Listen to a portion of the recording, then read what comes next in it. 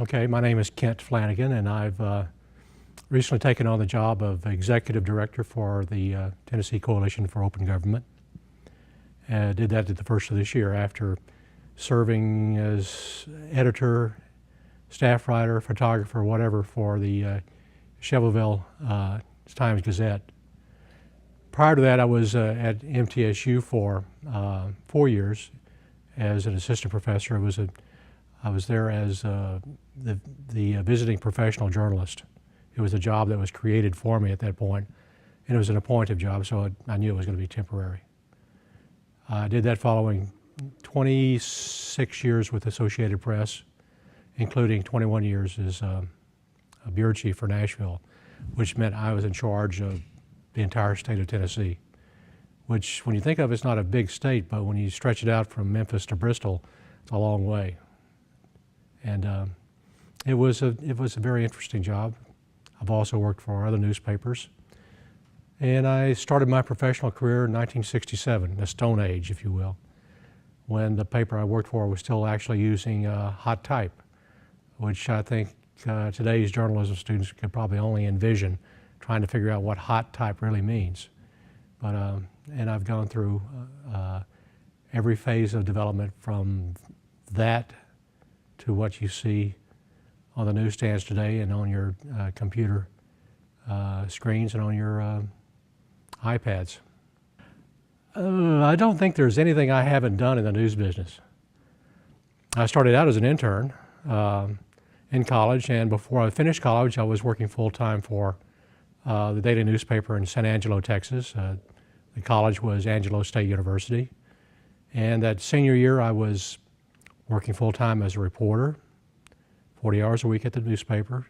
I was also managing editor of the weekly student tabloid newspaper, and I was a sports editor for the yearbook. And I helped start a fraternity all that year, so I didn't sleep much, but it was great fun. And shortly after I graduated in 1968, that was at the height of the Vietnam War, and I had two choices: either join the military or be drafted, because I came from a very small county population-wise in Texas, and I knew that I didn't have much of a choice. So I joined and managed to get a commission, and then I also got to go to Defense Information School and learn how to be a public affairs officer.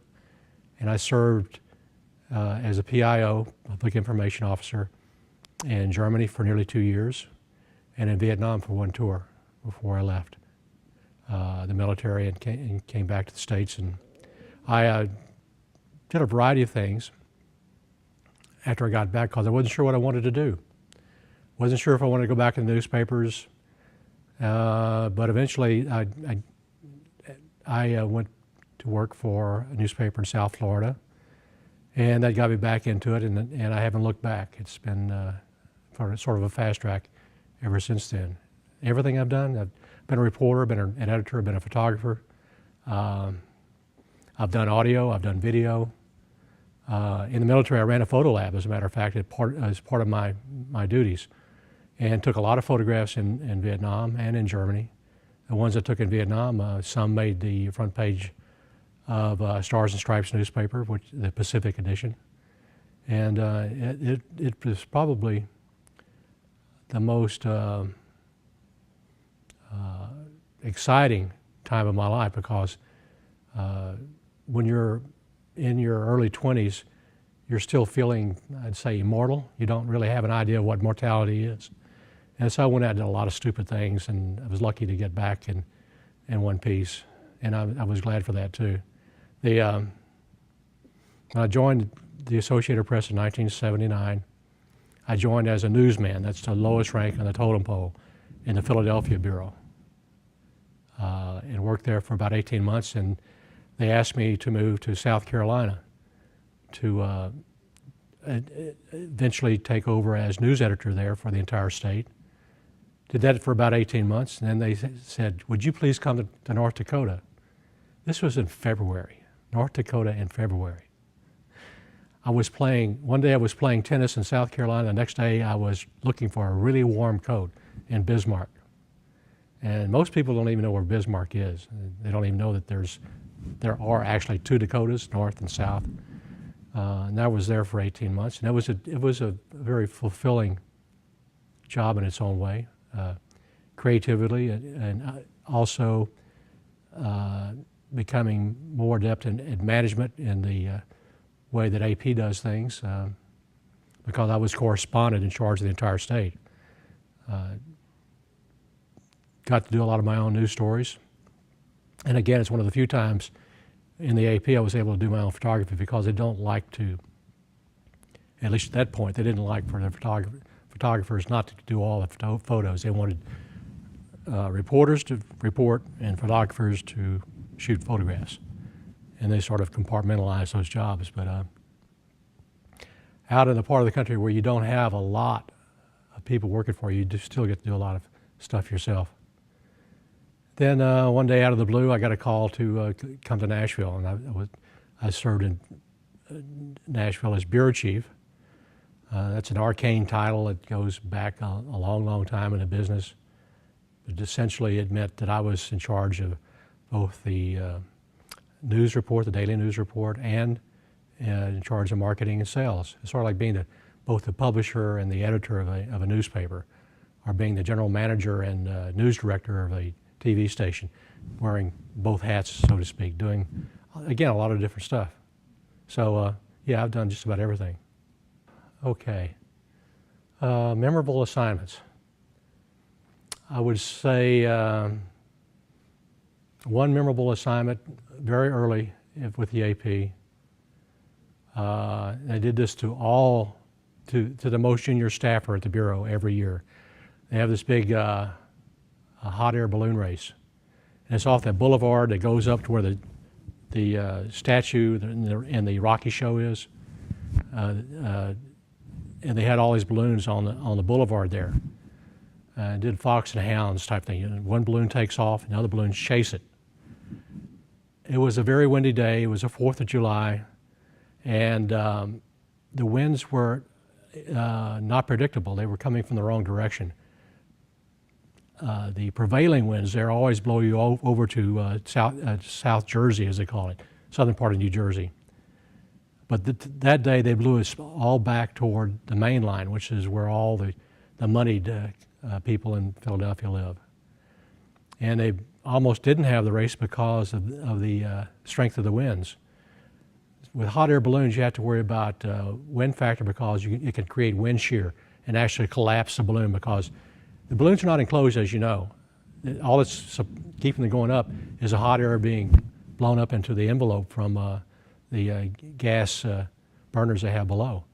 And I actually saw one balloon that almost had a wind shear, was very near us.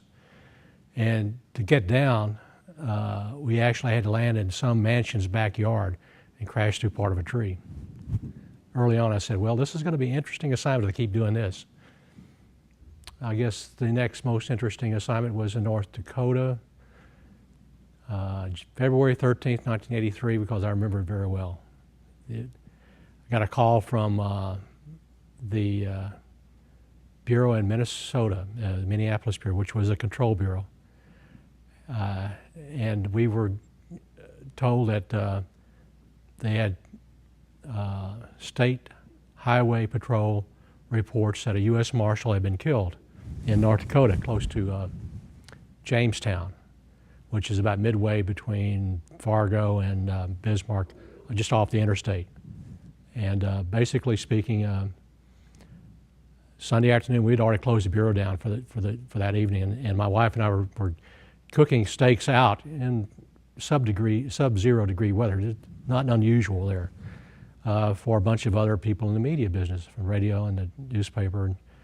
And when I got that message, I did some initial checking. Then I called a guy who had just finished his shift today and told him to go back to the bureau, try to confirm everything. And I had to call a correspondent in Fargo, and tell her that she had to go out and cover this assignment. She was able to for a couple of days, but then I had to go cover it for myself. And I took off, again, sub-degree weather. Everything looks like a frozen tundra that time of year. The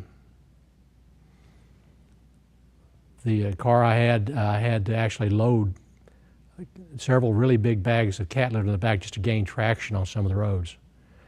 And so I went off to Jamestown to follow a posse, mind you, of U.S. Marshals and FBI agents, roughly about 75 of them from all over the country. And they kept checking out the tips and stuff for about a week and a half, and I was there without a change of clothes, mind you. I had to go buy new underwear, a toothbrush, and other necessities to just stay there. And one evening, I noticed a little more extra activity going on at where they had set up their headquarters in a mobile trailer, and they weren't saying anything, but everybody looked like they were getting ready to go someplace. But it was too late for them to go that evening. And so I told myself, I'm going to get up early the next morning. And I did, and I went out, and sure enough, they were rolling out of their where they'd been set up for more than a week and a half to see if they could capture this guy. He was a tax protester named Gordon Call. And so I got in my car and I was prepared to follow him out, and a marshal stopped me and said, "You can't follow us. If you try to follow us, we'll have you arrested." And I said, "Okay." I called the Minneapolis Bureau, asked them I told them what was going on, and then I told them I was going to follow at a discreet distance because these guys, again, North Dakota, very flat. You can see forever. And it was between 4:35 in the morning. It means nobody else was up. There was about 17 vehicles, including this big mobile wreck type of van they used for their mobile headquarters. And they're going cross country, blue lights blazing. And they got to a small cross corners, blinking lights in the middle of two main roads, that's it. And so they set up roadblocks on all the access roads, and they wouldn't let us go in. So I went to the nearest house outside their perimeter and knocked on the door and asked, this is about mid-morning, late morning, asked the people who lived there if I could use their phone. People in North Dakota are very friendly, exceedingly friendly. They said, sure, why not? So I called the Bureau from their phone. Remember, no cell phones in 1983.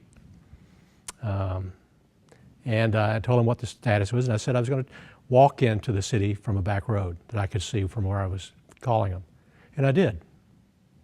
I was the only outside news person who got inside the perimeter, went down into the town, went to the local weekly newspaper, talked to the editor, got my camera of last resort out, and started taking photos of a SWAT team and dogs going door to door to try to find this guy. They didn't find him. And they accused me of blowing their stake out when I pointed out to them that every person in that part of the world knew exactly where they were and where they were headed with their blue lights flashing on the highway. Urban tactics in a rural area don't work that well. About a year later, after I'd come to Nashville, they had a shootout and a burning of a home in northern Arkansas, where the same guy was killed along with the sheriff of the county that had tried to catch him. They subsequently did a made-for-TV movie. I wasn't asked to participate, but it was they get the adrenaline going and that sort of thing, and it was fun, up to a point. Yeah. And what were some of the big things that you covered while you were the bureau chief here in Nashville? Okay. I guess one of the biggest things, well, a lot of things happened while I was bureau chief. We landed the Saturn GM plant while I was bureau chief. That was huge news financially at the time. And then, of course, the Titans came to town as first the Oilers during my tenure here, and we had lots of sports stories that were really big, including Tennessee men's football team winning the national championship in '98, and we had to follow them all over the place when they did that. And I guess the biggest single story probably was Al Gore getting on the Bill Clinton ticket for vice president.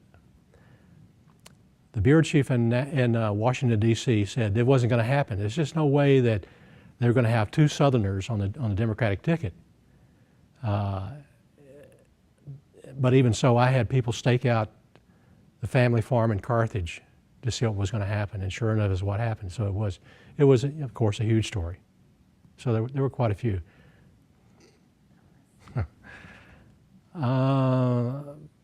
Basically speaking, I started writing when I was in middle school, or junior high school as we called it then, when I was drafted to write sports for the high school newspaper. They knew I was a good writer, knew I had a good command of the language, and so I started in the 7th grade and kept writing sports for the student newspaper at the high school until I graduated. And then later I found that it would pay my way through college, and so it just happened. I mean, I kind of fell into it. I've always been an avid reader, and my parents subscribed to 2 different newspapers, and so it's something that came naturally to me. But I think one thing that I had to explain here, I've got an insatiable curiosity, and I think that's probably one of the qualities I look for in anyone who wants to be a journalist, is that you have to want to know how things work, how they happen, and why they happen. It's a thing that makes you ask questions that nobody else will ask, because you've got that innate ability to sense, there's more to this than meets the eye. I'll give you an example. I was working the desk in the Philadelphia bureau one evening when one of the local trains derailed, and the police department was slowly removing people from the cars of the thing. And no one had eyes on the wreck because it was out in the middle of nowhere on the outskirts of Philadelphia, and Philadelphia just sprawls all over that part of southeastern Pennsylvania. And so I just asked, where exactly did this occur?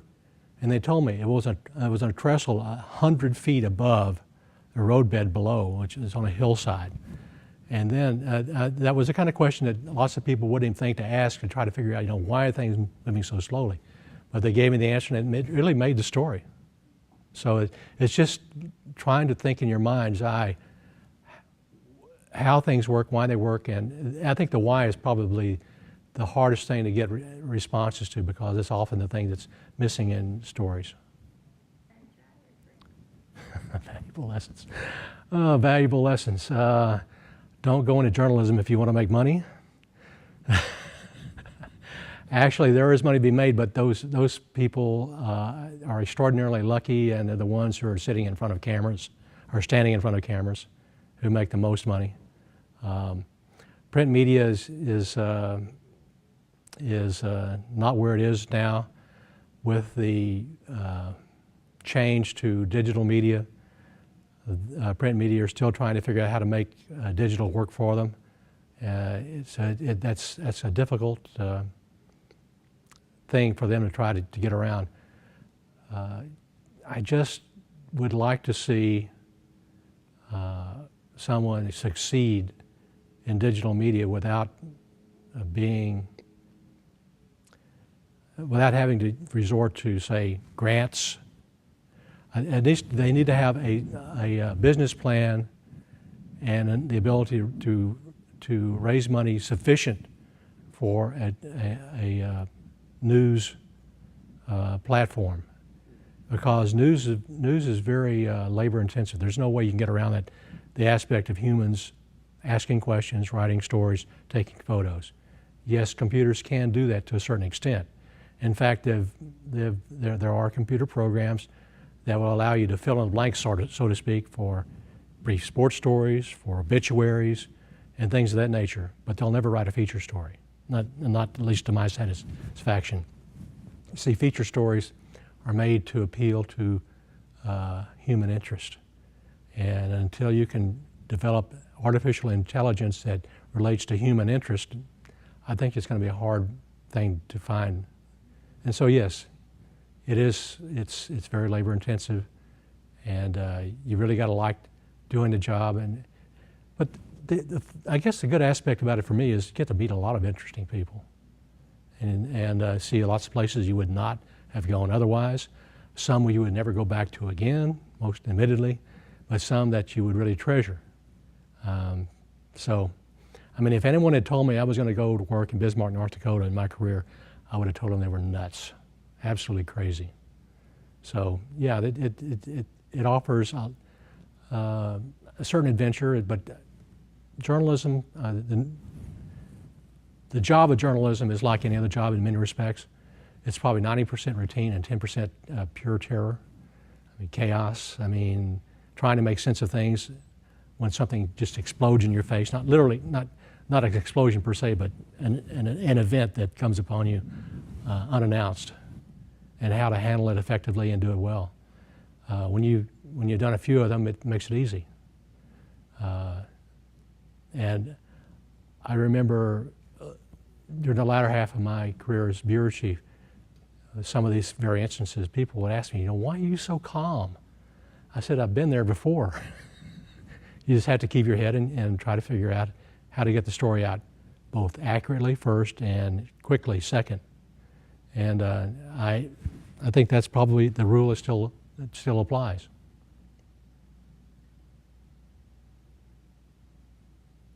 That kind of goes on with my next question. What advice would you give to people who are entering journalism? Thoughts about how to be successful or things to watch out for? Starting out in journalism. Well, if you're going to start out in journalism, I would say you need to, and I don't mean this in an old-fashioned sense at all, you still have to pay your dues. You still have to learn how to do the job so it becomes second nature. And then that's when the fun begins, after you know what your job is.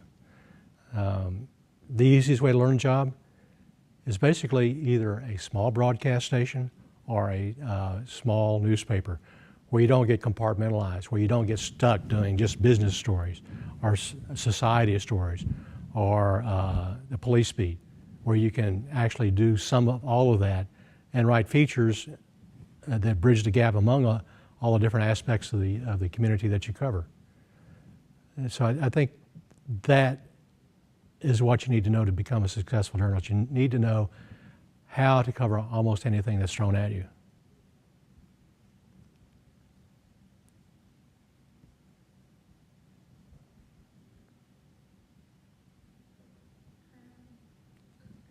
Talk a little bit about the difference between working for a traditional newspaper and working for a news service, I think. The key difference between working for a news service like the AP, which covers the entire world, and a local newspaper is the audience, essentially.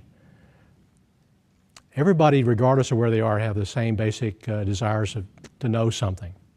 But essentially it's about to know something about where they live. There's an old expression, all news is local.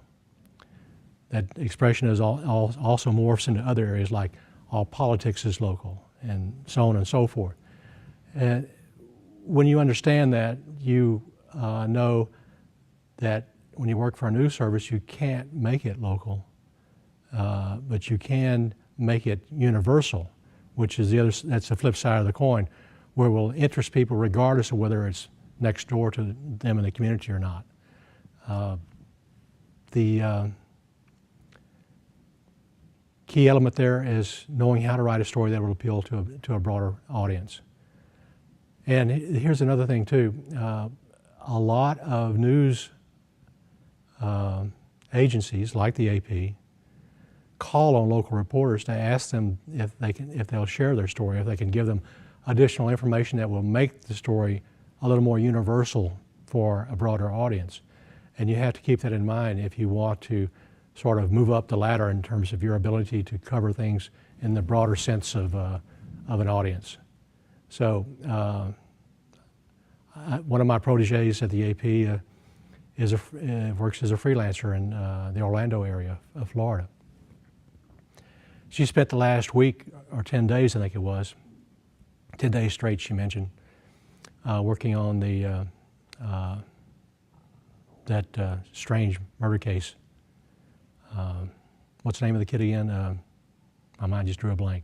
Martin. Yeah, Trayvon Martin. Trayvon Martin, yes, Trayvon Martin. She was on that thing, and she was working as a stringer for the Guardian newspaper in Britain. Not for a stateside newspaper, but for the Guardian. And if you look at the Guardian news site today, you'll probably find her byline of some of the stories that she wrote for them.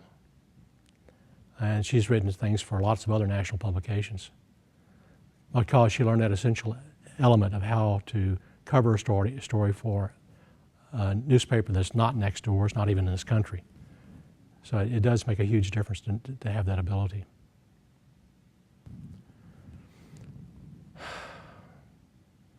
Well, I'm not sure that I've made a huge contribution.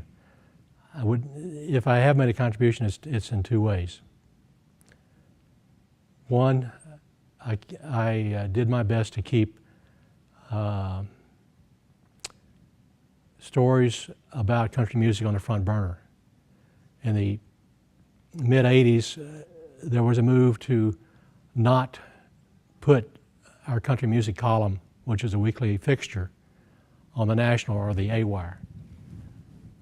And I was astounded because I was saying to myself, and not in an offensive way, but just in a critical way, that the folks in New York City don't understand the broad appeal of country music. I mean, there is a newspaper in Staten Island that takes this and uses this column every week. And I kept that going by sending the stories backdoor to every other state in the country. And about a year and a half later, they said, okay, we give up. We're going to go ahead and put it back on. And now it's gotten to the point where we actually have a entertainment writer who's based in Nashville. We did not at that time. It simply had a dedicated staffer to covering it most of the time, but not all the time, because we didn't have a full-time position for it. And I think the other other thing I did for us is hire good people and let them do their jobs. I think that any person's legacy in any profession is the people that he has brought along. The bureau chief for the southeastern states, that's the two Carolinas, Georgia and Alabama, started out working for me as a news clerk. And I knew she was extremely talented. And she kept coming back to me over the course of her career. First as news clerk, and then I sent her to, urged her to take a job in the Milwaukee bureau, and she took that job, and then she did very well at it. And then she was ready to move on. When the Chattanooga correspondent's office opened up for that position, she asked to come back to that, and I went through the applicants and picked her. And then and at some point there was a request for her to consider a position as a correspondent in San Diego. And she really wasn't too sure about that, and she took it. And then she came back eventually as news editor for me. Then she went to Dallas as assistant bureau chief, and that's just the way it went. And she's a very good person, and she's a graduate of Belmont, as a matter of fact, Michelle Williams. One of the communications people, chief communications people for AARP in Tennessee is Karen Miller. She's also from Belmont and started out with me. Jim Patterson, who's one of the top people in public affairs at Vanderbilt, is another one of the what I call the Belmont Mafia. They all went to school about the same time, and he worked for me. So there were a lot of people that did that, and I just enjoyed and appreciated the work they did for me. I used the entry-level position, a temporary position, to get people to learn the job from the ground up. And so they knew everything. There wasn't anything in the Bureau operation that they did not know about by the time they got to a position where they could advance. There was nothing that could stop them, really. So I think those two things, probably, yeah. I think we tend to let technology get in the way of covering news. And what I mean by that is that we get fascinated with the technology of taking photos. We get fascinated with using Twitter. And we also lose sight of building or crafting, if you will, a story in a compelling fashion that will draw readers in. We're writing in short form now more than ever, rather than longer form, and I don't know that people really know how to effectively write long form journalism like Tim Gianni, for example. He's an excellent storyteller, and that's what I mean by long form journalism, is telling a story and telling it in such a way that you hook the reader from the first paragraph and they've got to go to the final one. And that happens all too seldom now. So I look for the exceptional writers. The technology, I think, will take care of itself. And even at age 66, I've got 2 Twitter accounts, one for Tennessee Coalition for Open Government and one for myself. I've got actually about 5 blogs, but 4 of them are inactive now. And I've got a Facebook page in addition to my own personal Facebook account. I've got Foursquare on my smartphone. I've always tried to be in touch with the technical sides of things. I was one of the first bureau chiefs in the region to actually go out and buy cell phones in the 90s and give them to everybody on staff. I said, any extraordinary expenses that you charge, I mean, like long distance charges, then they had long distance charges on cell phones, you have to pay. Otherwise, it's yours to use. I don't care about you making your calls home and that sort of thing. The funny thing about it was, all the bureaus in the state, we had long distance charges, hundreds, I mean, not hundreds, thousands of dollars a year that we spent on long distance among 5 different offices in Memphis and Chattanooga and Knoxville, Johnson City, and the state capitol and the main bureau here. When I changed all the correspondence and the beat writers over to cell phones, I lopped off $8,000 in the cost of our phone services the first year. And I knew we would because of the difference in the way phone charges work between cell phones and landlines. Even now, long distance on a landline, you don't, and that's probably the reason that many people are giving up their landlines. So yeah, I try to stay on top of technology as much as possible. I do believe that social media has a place. I don't think it can replace face-to-face human contact, but in today's world, you can't not use it. You have to use it to stay even with the competition. Okay. Tennessee Coalition for Open Government, or as we call it, TCOG. We actually we had a tough time trying to figure out what the appropriate acronym for the company should be, because there is a thing called the Church of God. And there are a couple, and we had really limited on our choice of names for our website. And I'm in the process of changing it to TN Open Government, because the other one doesn't resonate. It doesn't tell you anything about what the website is about. But basically speaking, we live in a complex world today, more complex than ever, and special interests are always looking for exceptions to how they conduct business with public entities. Public entities, I mean cities, counties, states, federal government. And in the county and state level, we've become more and more enmeshed with business. We have incentives to bring businesses to Tennessee. And the governor today, this session wants to be able to hide the names of recipients of cash grants and not tell the public who's getting the money and what it's being used for.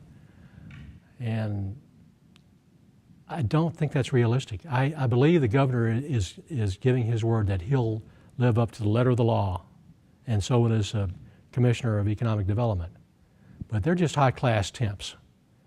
They're going to leave office, and then all you have left to live with that law is the letter of law, just what it has on the books in the Tennessee Code, which means that essentially, human nature being what it is, someone will take money that's not theirs.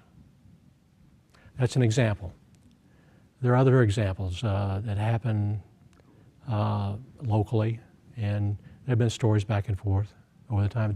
I guess the most egregious example of public entities taking money they really shouldn't take is a story of Bell, California, where all the city council and the mayor voted themselves excessive raises. I don't mean in the tens of thousands, but in the hundreds of thousands of dollars. And they essentially ended up bankrupting the city. And charges have been filed against them, and I think there are close to 10 people who are charged in that. But why does this all occur? It occurs because people today are too busy to go to city council meetings, to go to county commission meetings. They rely on the people they've elected to represent them to do that job. And I think they do that in good faith, but I think that they can also be taken advantage of very easily. Human nature being what it is, and I don't want to play on that theme too much, human nature is fickle. People will take advantage of you when they're, for whatever reason, whether they have a huge need, they take money when they think they can get away with it. When you're in a position for a long time and do things and you have no oversight, you start taking things for granted. And I think the responsibility for making sure that people in public positions don't take things for granted is that the people who elect public officials need to pay attention. They need to go to meetings. They need to be active. I'd love for us to have a state like New Hampshire, where each hamlet, each village, each town, everybody comes and votes. It's a direct democracy. It's not a representative democracy in the townships there. Representative democracy works only so well, but if you look what's happening in Washington today, the same thing occurs there. People are saying Congress is bought. And to a large extent, I think they're right. I think there are some exceptionally good public servants who have been elected to office there, but people, and there are plenty of other people in positions of influence who have huge war chest to keep themselves in office and actually use for almost anything they want after they leave office. I don't think that's what the founders of our country envisioned. So that's what TCOG is about. And that's what similar organizations in a lot of other states are about, doing the same thing. It's about a citizen calling me at night and asking me, can the city council close this meeting to talk about trash pickup? And I say, well, is it about a contract, and is an attorney involved? And if an attorney was involved, that's as attorney-client privilege. It's one of the few ways that a local entity can close a public meeting to discuss those terms. But the moment they stop discussing those terms and they want to make a decision, they have to go back to an open meeting to actually complete their discussion and vote. They can't do that in private. Access to records is very important. And there, since the open records law was put into effect decades ago, we probably have over 200 exceptions to the open records law for one thing or another. It's so complex that it's ridiculous. But the presumption of openness of both records and meetings is what we Tennesseans have to rely on. And I tell people whenever they ask me about such things, you must demand that public officials tell you the exact reason why they're closing a meeting, the exact reason why they can't give you this document. And if they can't cite a state law, a statute from the Tennessee Code that allows them to close the meeting, they may not close the meeting. They cannot close the meeting and not be within the law. So it's the official's responsibility to be able to respond to that affirmatively. But you have this constant churn, elections every 2 years or 4 years for some offices, and people come into office without the knowledge of open government issues, and they just make up their own rules.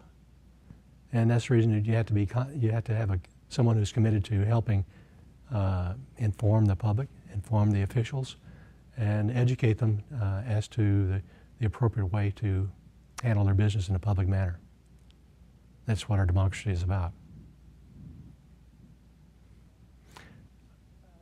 Well, I mentioned earlier about what you need to know to get into the business of journalism, and you do need to have a good sense of how to use all those toys, how to do a voice recording and then produce a podcast, how to edit video effectively, and you need to keep up with the current technology to the extent that you can do any of those things regardless of who asks you to do a job for them. Because in the final analysis, future journalism, I think, is going to be one that you create for yourselves. I think newspapers will be relying more and more on two avenues of collecting news. One avenue is a thing called crowdsourcing. Are you familiar with that term? Crowdsourcing meaning they rely upon the community at large that they serve to provide information back to them. They get information from the schools, they get information about special events, and it all comes to the front door, and it has to be put into certain context and form, and then produced for either online use or print or whatever the format's going to be. The second way, I think, is going to be primarily through freelancers.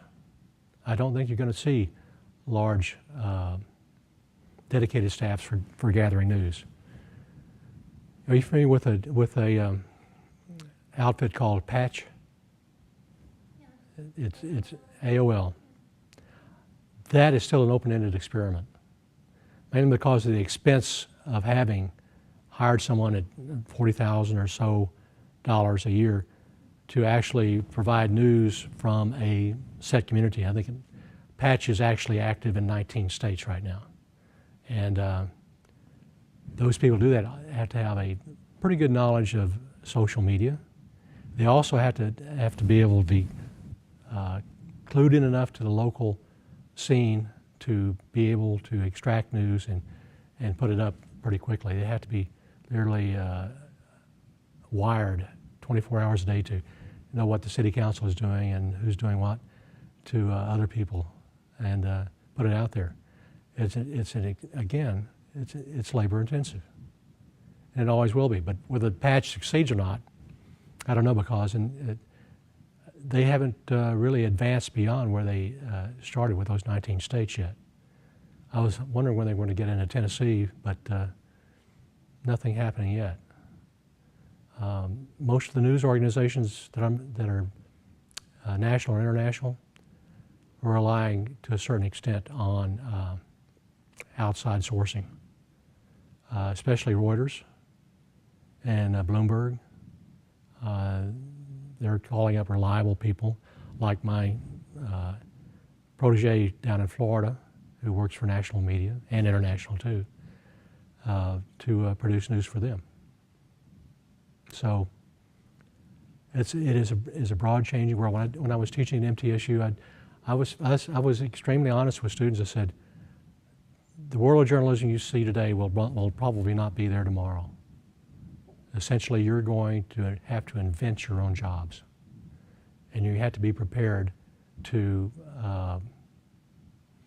do almost anything if you want to stay in this business. I mean, in terms of how you produce stories, whether it's a request for video or still photographs or audio or the whole package, including print. You need to be talented enough and adept enough to make use of all those different things. Which is, I threw the syllabus out the window my last 2 years there for the editing course I was teaching, senior level editing course, and we turned it into a multimedia course. This is in a print journalism sequence. There was no other class dedicated to helping print journalists learn the other things they needed to know to get ahead in today's news business, which is, final exam, produce a multimedia story of less than 3 minutes, preferably under 1.5 minutes, because if you look what runs on TV these days in terms of news stories, 1.5 minutes is a long time. It's forever for some people. So, and I have had some of those people tell me that actually helped them get jobs. And unfortunately, others who are equally talented have yet to find jobs, just as I feared they wouldn't, because we can't continue to graduate people for a business that doesn't have a future in the traditional sense of the word. They have to look for what is over the next hill in terms of what they need to know to be successful as a journalist.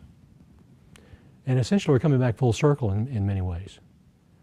There was a guy in North Dakota that the Associated Press relied on to do still photography and video. And it was funny, a really funny thing. He lived out in the middle of nowhere, and of course, North Dakota is in the middle of nowhere. It's one of those flyover states or pass-through states. You don't stop unless you have to. But he would leave a film at a sheriff's department somewhere. We'd have to go pick it up and have it developed. And that was before we had digital cameras. And I remember us getting into digital cameras and having to try to teach or get newspaper editors and publishers to accept that over film. That was a really difficult concept for them to grasp at the time. But you can see what it's done today. You can be feeding the still images and the video even as you're shooting it. So it's a heck of a lot of difference between the times in the early days where getting a photo to, a color photo mind you, from the AP to a newspaper subscriber, a color photo would take 30 minutes. That's an inch a minute for 3 separations of color on an old spinning drum.